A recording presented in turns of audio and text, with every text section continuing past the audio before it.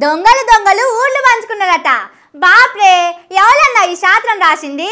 గంత పెద్ద సాలను పట్టుకొని ఇటువంటి సామెతలు రాస్తారా? వాళ్ళందరూ వచ్చి వార్త చెప్పినందుకు నా మీద కోపం చేస్తారు. ఇవి కాదు, ఇంకేమైనా ఉన్నాయో చూడుండ్రి. పెద్దరికం చేయమంటే కుర్చీని పాలుకిచ్చిండట. ఏహే, ఇది కూడా మంచిగా లేదు. వీళ్ళకు శాస్త్రాలు దొరుకుతలేవు గాని మీరైతే ఈ వార్త చూడుండ్రి.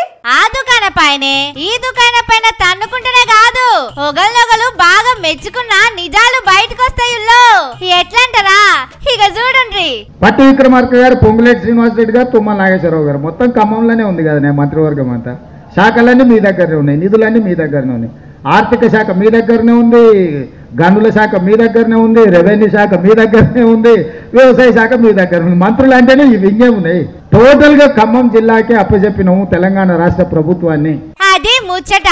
మొత్తం రాష్ట్రంలో పాలనంతా ఖమ్మం జిల్లాలకే అప్పచెప్పిండట సారు. అన్ని కొలువులు వాళ్ళకే ఇచ్చిండట. ముఖ్యమంత్రి రేవంత్ సారే చెప్తున్నాడు. కానీ రాష్ట్రంలో 33 జిల్లాలుంటే ఒక్క జిల్లాలోకే 3 ముఖ్యమైన మంత్రి కొలువులు ఎట్లిచ్చిండ్రు సారు? అయినా మీరేమన్నా తక్కువ తిన్నరా? వాళ్ళకు ముగ్గురికి కలిపి ఇచ్చినన్ని కొలువులు మీ ఒక్కల దగ్గరనే పెట్టుకున్నారాయే. పోలీసు మంత్రి మీరేనాయే, చదువుల మంత్రి మీరేనాయే, మున్సిపాలిటీ మీదేనాయే. కొలువులే కాదు, పైసలు కూడా అన్ని మీ జిల్లాలకే పోవట్టే. ఇటు మీరు అటు బట్టి సారు సందుకుల ఎన్ని పైసలుంటే అన్ని మల్పుగా పోవట్టిరి. మరి మిగిలిన జిల్లాల సంగతి ఏంది సారు? మీ జిల్లా ఖమ్మం జిల్లాలో ఉన్నోళ్ళే మీకు ఓట్లేసిండ్రా?